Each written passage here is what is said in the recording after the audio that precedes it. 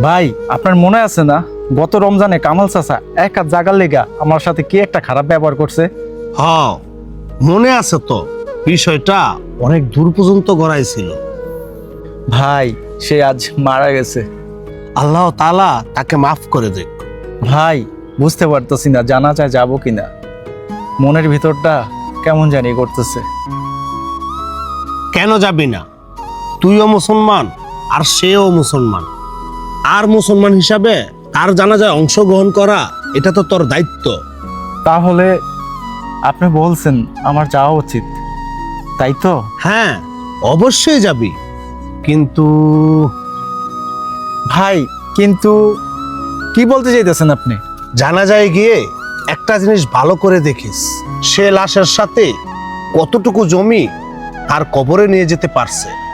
আমরা এই দুনিয়াতে বেঁচে থাকতে একটাবারও চিন্তা করি না যে মরার পর এই জায়গার সম্পত্তি আমরা সাথে করে নিয়ে যেতে পারবো কিনা। কুল্লু নাফসিল যায়কাতুল মাউত, মৃত্যুর স্বাদ প্রত্যেকটা প্রাণীরই গ্রহণ করতে হবে।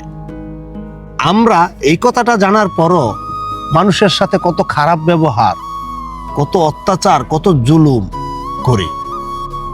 এই ধন সম্পত্তি আল্লাহ তাআলা সবই আমাদেরকে দিয়েছে। আল্লাহ তাআলার ধন সম্পত্তি নিয়ে আমরা কতই না বড়াই করি।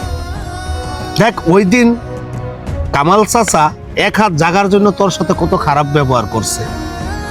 আজকাল সে মারা গেছে, কিন্তু তার সাথে করে এক ফুটা জমি নেওয়ারও সাধ্য হয় নাই। আমরা দুনিয়াতে বেঁচে থাকতে একজন আরেকজনকে সহ্য করতে পারি না। কারণ কি জানোস?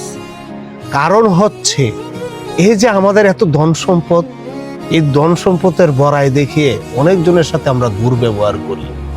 কিন্তু আমরা একটাবার চিন্তা করি না, এই দুনিয়ার থেকে যদি আমার এই রূহটা চলে যায়, তাহলে এই দুনিয়ার ধন সম্পদ আমি কি আমার সাথে করে নিয়ে যেতে পারবো?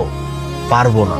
দেখ, তুই আজকে যে কথাটা বললি না, আজ করিম চাচা ইন্তেকাল করেছে, তার জানাজায় যাবি কিনা?